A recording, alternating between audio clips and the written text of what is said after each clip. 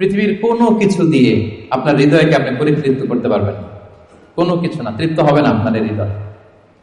আপনি যদি খুব পেট ভরে ভালো কিছু খান 5 স্টার বুফেতে, আপনার পেট ভরবে কিন্তু হৃদয় তৃপ্ত হবে না। আপনি যদি অনেক টাকার মালিক হন, আপনার একটা স্যাটিসফ্যাকশন আসবে, কিন্তু আপনার হৃদয় তৃপ্ত হবে না। আপনার যদি অনেক নেম হয়, ফেম হয়, পাওয়ার আসে আপনার হাতে, আপনার একটা স্যাটিসফ্যাকশন আসবে, আপনার হৃদয় তৃপ্ত হবে না। বিবাহিতরা তারা যদি ফিজিক্যাল ইন্টিমেসিতে যায় হালাল পন্থায়, তার ডিজায়ার ফুলফিল হয়, কিন্তু তার কল্প তৃপ্ত হয় না, হৃদয় তৃপ্ত হয় না। হৃদয় তৃপ্ত হয় কেবলমাত্র শুধুমাত্র একমাত্র একটি নামের স্মরণে। নামটা কি? আল্লাহ। আলা বিযিকরিল্লাহি তাতমাইন্নুল কুলুব। জেনে রেখো, শুধুমাত্র কেবলমাত্র আল্লাহর নামের স্মরণেই আমাদের হৃদয় প্রশান্ত হয়। আল্লাহর জিকিরেই আপনি মনোদৈহিক প্রশান্তি লাভ করবেন।